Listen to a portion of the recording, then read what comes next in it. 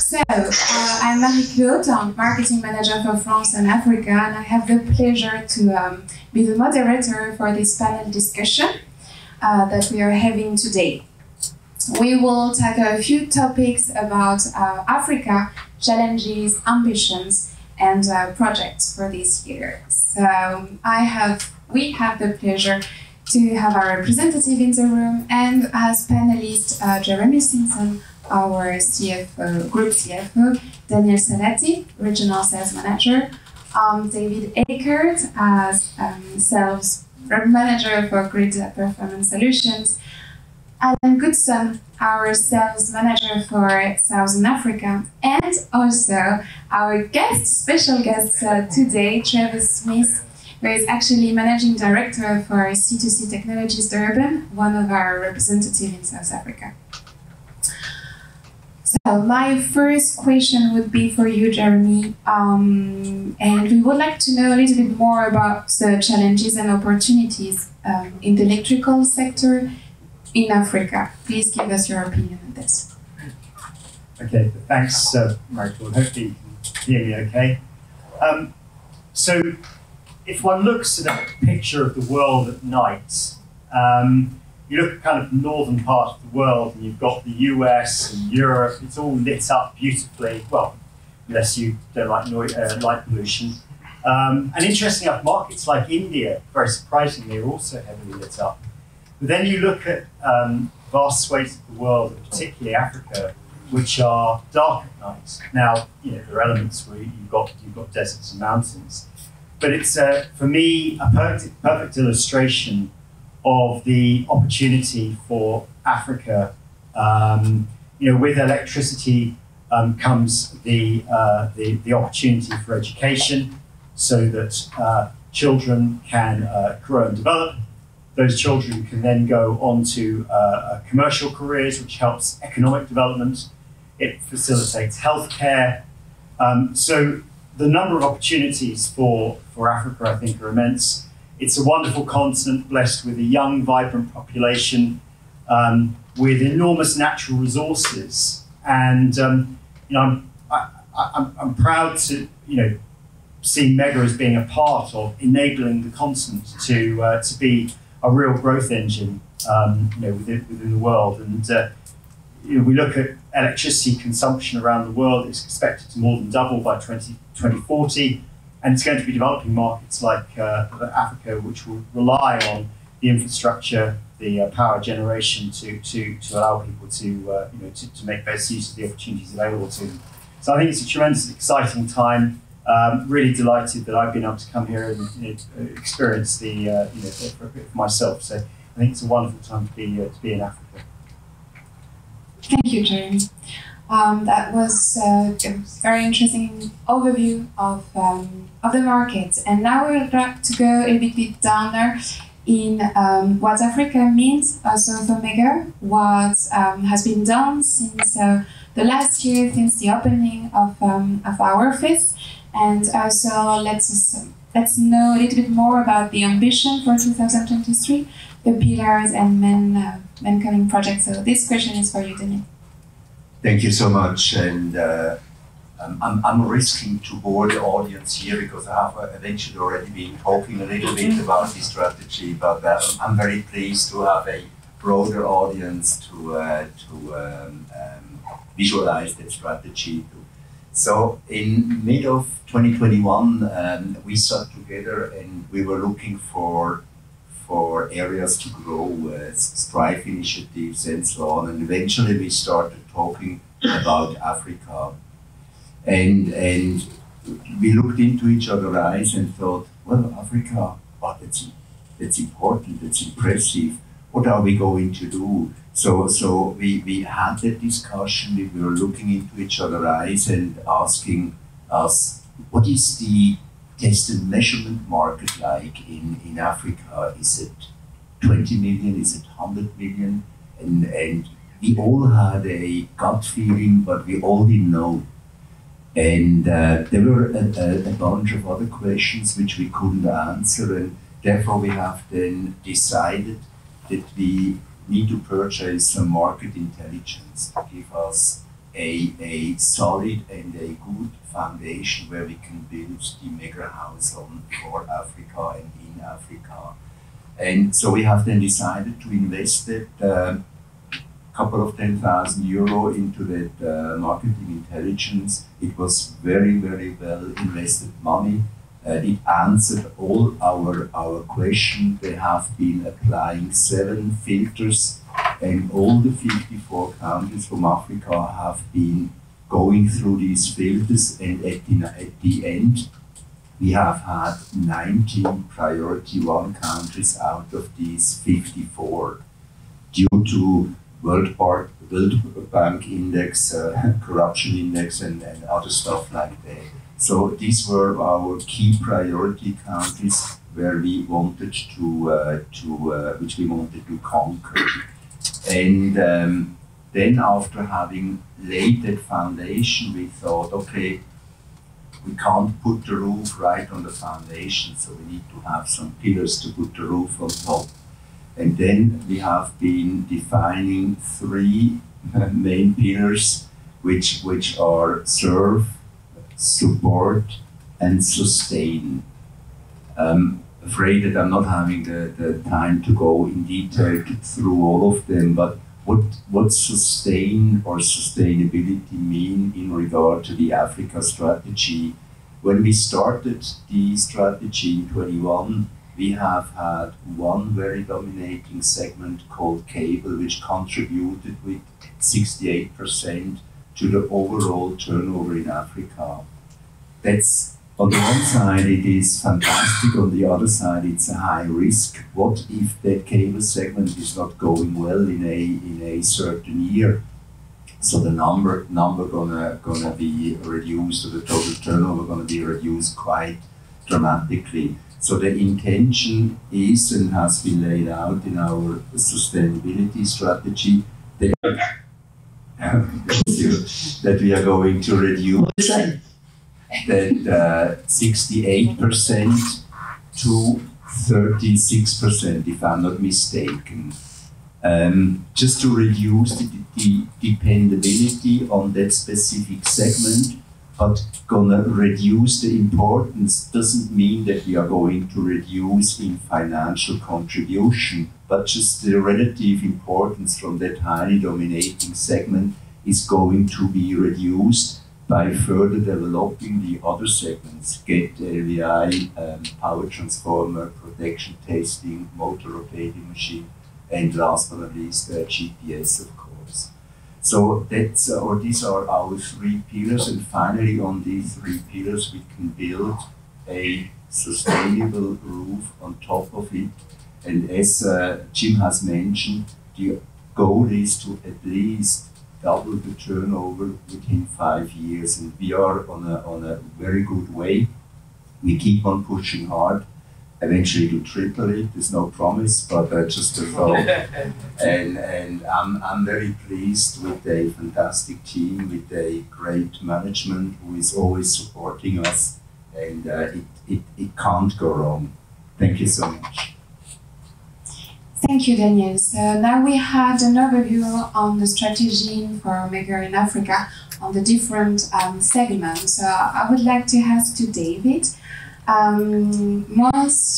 to focus more on the GPS, which is of course one of the new business and also strategic pillar in terms of global maker strategy. So how is it regarding the market in Africa? How is PD developed, receptive, and so on? So what can you say about that? I can say thank you very much for the great question.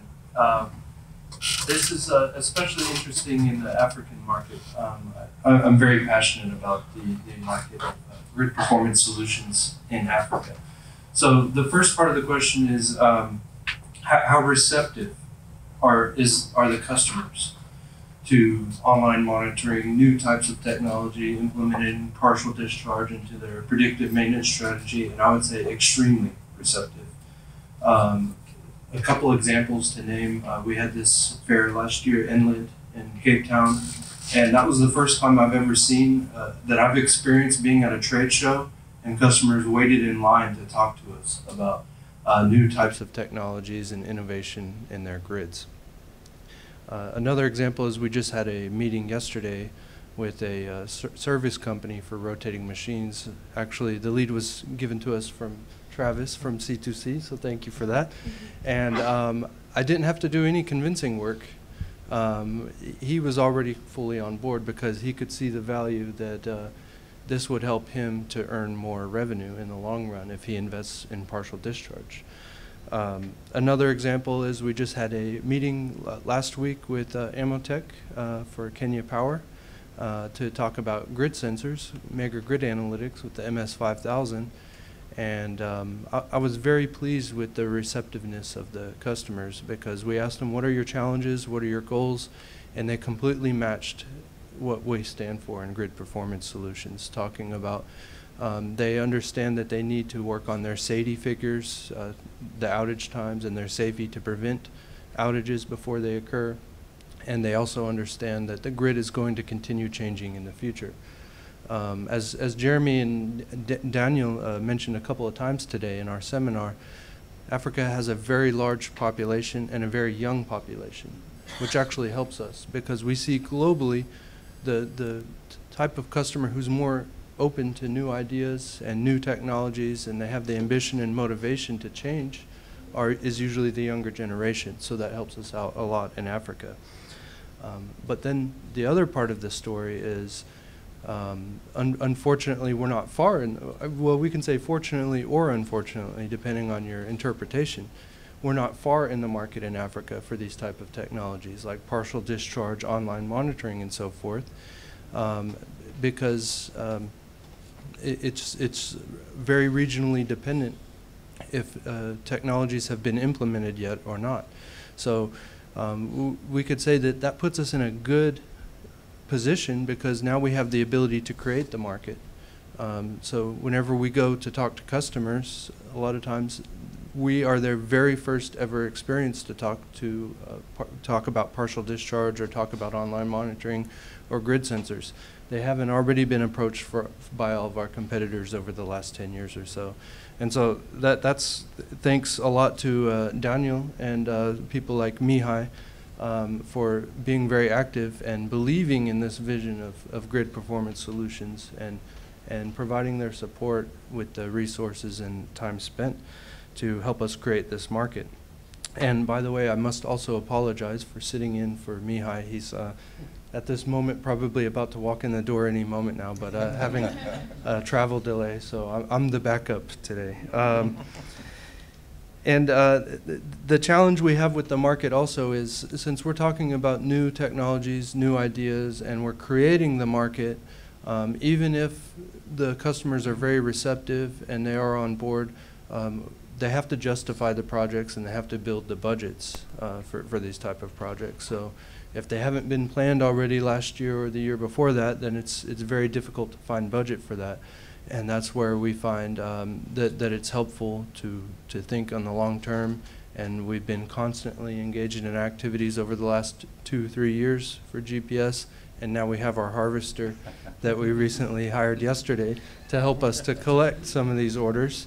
And it's also very helpful that we have people like Mihai always traveling around to support our partners and our sales colleagues here in Africa to have those high-level discussions with the management decision makers at the customers to help them drive the budgets and decisions.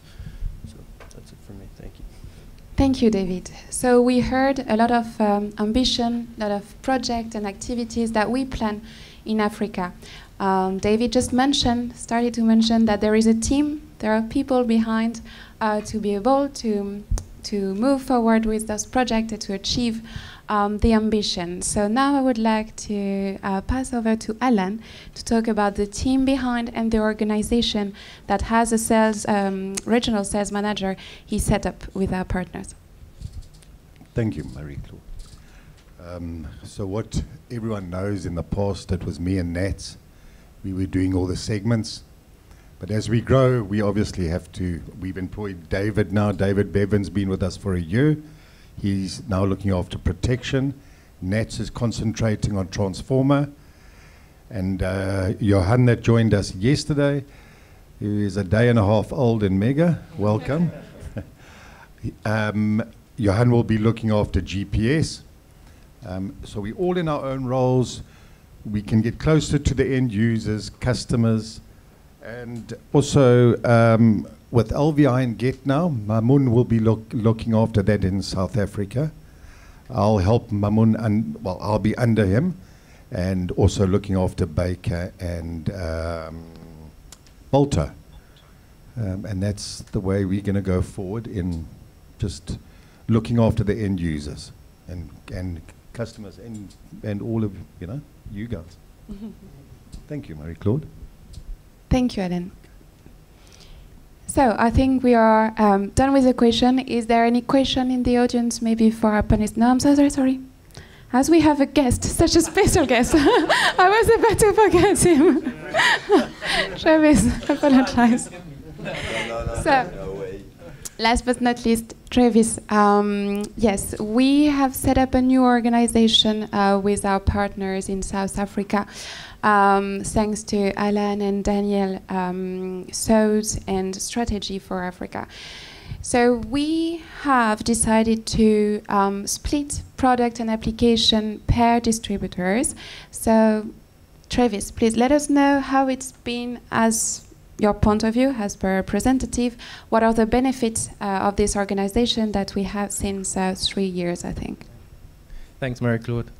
So when Daniel and his team approached us in 2020 with this new, how were they going to divide it up, I would say things weren't going smoothly between the distributors. There was quite a lot of tension.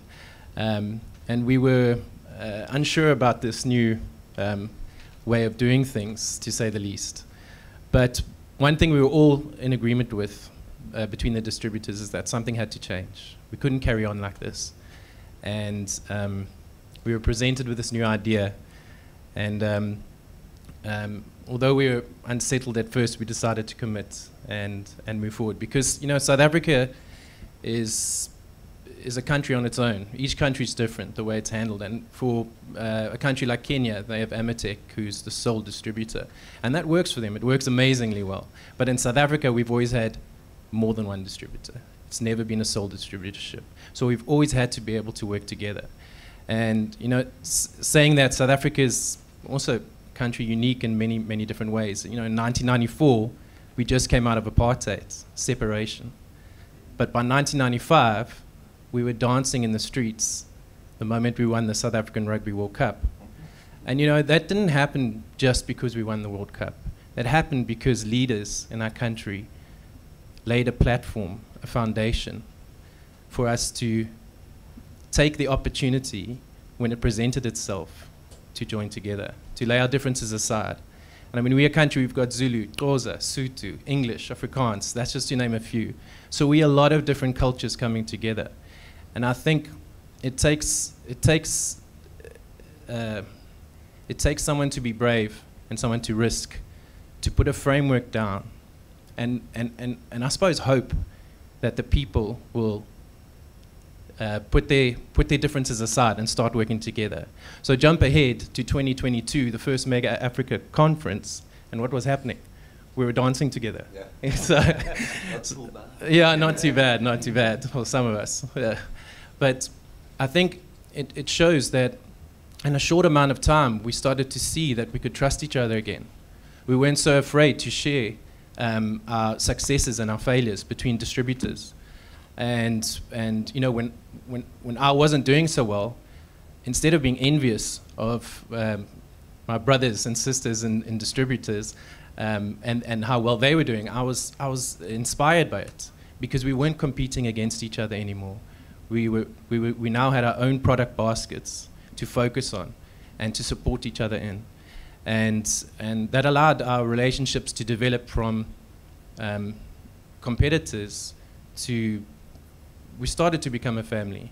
And we started to see how Daniel and his team were trying to implement something more, something that was going to go beyond just being business partners, something that would give us something to look forward to in the day when we wake up, because our lives revolve around working. We want it to be fun. We want it to be to be something we're excited to get up to every day. And in the second area was also dealing with the mega representatives and product specialists. You know, because you had your own basket to focus on, you were dealing with these product specialists more and more. And I had the privilege of going to Sweden and doing some training there. And next thing I found myself on the golf course with Joachim and Andreas, the Italian stallion. And yeah, so because we now have these product baskets that we focus on, we get to spend more time with these product specialists. And those relationships in turn change from just being business relationships to being friendships. And the last thing I wanted to mention is that that culture that's being developed by Daniel and his team and the bigger mega family of going beyond business and moving into a family environment, the more we take on that culture, the more I see it being desired by the customers we deal with. And they want to become a part of the mega family.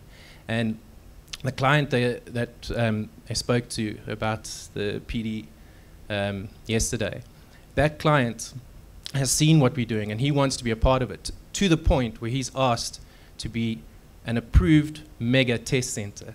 And he came to me with that idea. And I think the clients we deal with are starting to see that this culture that's being developed of more than business, where we are a mega family, where we do support each other, they want to be a part of it. And that's an amazing place to wake up to every day. So, yeah. Thank you. Thanks.